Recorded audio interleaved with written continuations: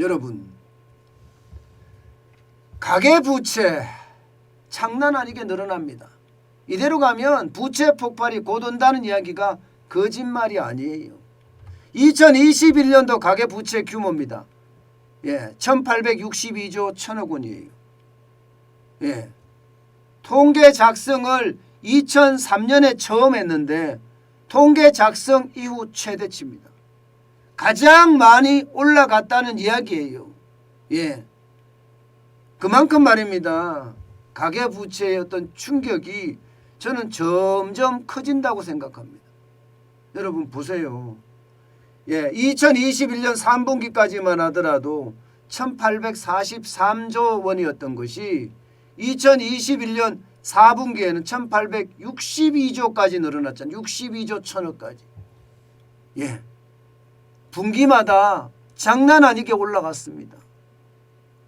여러분, 저는 이것을 보면서요, 가계부채가 위험하다 전부 다 이야기를 하고 가계대출을 끊임없이 막고 있잖아요. 그런데 여러분, 가계부채가 역대 최대다 하는 것을 신문기사나 방송기사로 보신 적이 있습니까? 나오더라도 찔끔찔끔 나오고 맙니다. 기사가 제대로 분석되거나 또 가계부채가 이렇게 많아지면 우리 경제에 미치는 영향을 분석한 그런 어떤 기사도 없습니다. 그냥 간단한 스트레이트 기사라고 그러죠. 짧은 기사, 1단짜리 기사밖에 없어요. 그만큼 말입니다. 나쁜 기사에 대해서는요, 보도자료도 짧게 나올 뿐만 아니라 그것을 분석하지도 않는다는 뜻이에요. 이게 보도자료가 이게 한국은행이나 이런 데서 나오면요, 이것을 제대로 분석을 해서 우리 경제에 미치는 영향까지 해줘야 되거든요. 그런데 짧게 내고 마는 겁니다. 짧게 내고 말아요. 짧게 내고 말으니까 기자들 입장에서는 이걸 가지고 분석할 능력이 없으니까 또 분석을 안 하니까 그냥 짧은 기사로 넘어가고 말거든요. 그런데 아닙니다, 여러분. 이거요, 지금 그 어느 때보다 지금 굉장히 많이 늘어나고 있는 겁니다. 1862조 1000억 원이면요, 대한민국의 GDP 2020년 GDP가 아마 1923조 정도 될 거예요. 1923조. 2020년 GDP가. GDP라는 게 한 나라 국민이 생산하는 총액을 말하죠. 한 나라 국민이 생산하는 총액보다 가계부채가 더 많아진다는 그런 상황도 연출될 수 있다는 얘기예요. 그렇기 때문에 저는 충격이라고 봅니다. 모든 사람들이, 전문가들이 가계부채 뇌관이다, 경제뇌관이다, 시한폭탄이다 이렇게 이야기하는 이유도 그 이유입니다. 그만큼 가계부채가 지금 역대 최다로 많다는 이야기입니다. 여러분, 심각한 것은요, 소득이 줄고 있다는 사실이에요. 2021년 3분기는 8%로 늘어났다고 이야기를 하지만 이게 전부가 정부가 돈을 뿌려서 그렇거든요. 실질적으로 보면 말입니다.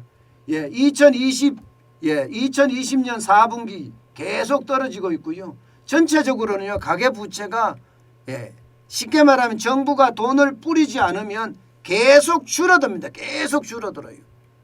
계속 줄어들고 있어요. 실제로 2020년부터 보세요. 2020년 3월부터 이게 문재인 정부가 134조인가요?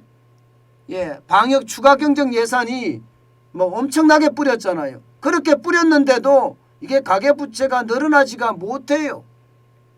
가계소득이.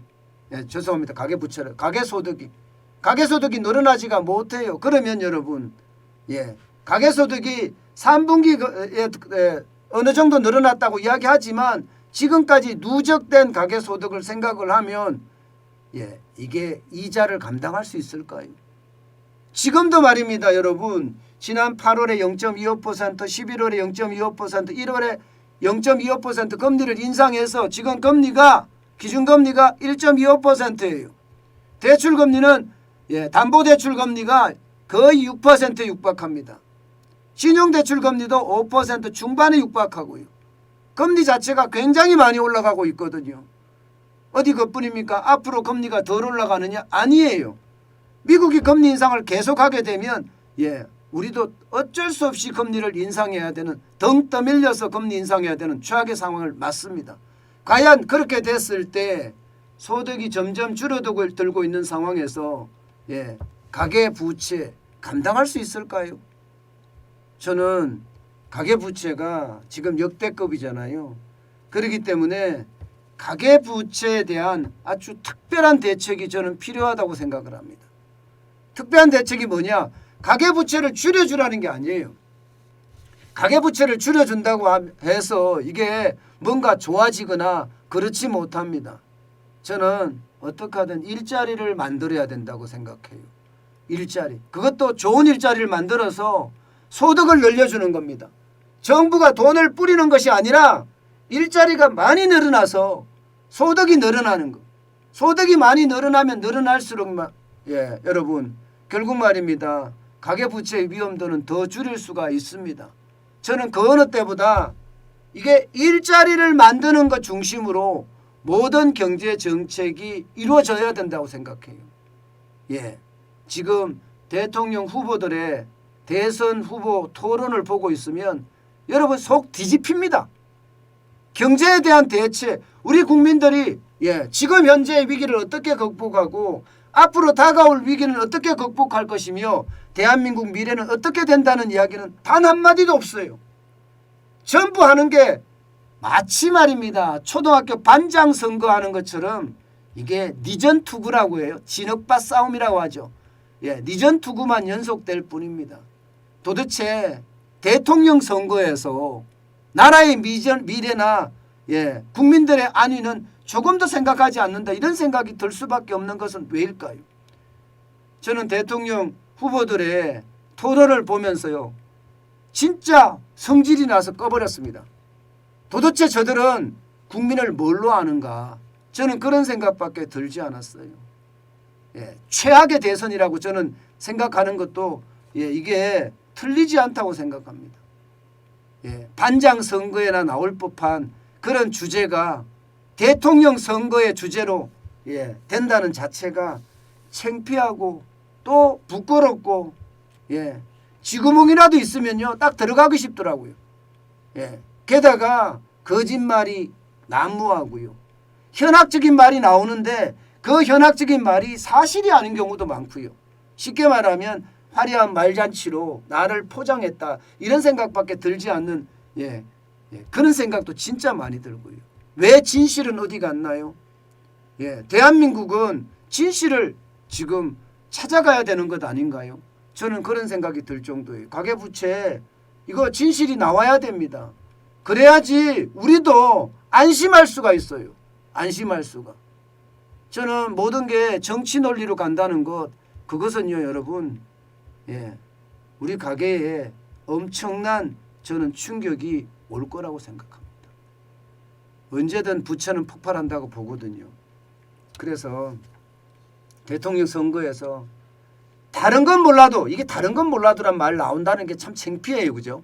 다른 건 몰라도 나 일자리 얼마나 어떻게 만들겠다. 저는 그런 이야기가 좀 많이 나왔으면 좋겠어요. 그런 이야기가. 나 일자리 어떻게 많이 만들겠다. 이거 말입니다.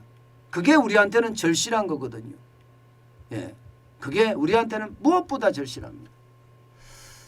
그래야지 가게가 안 망하니까 말입니다.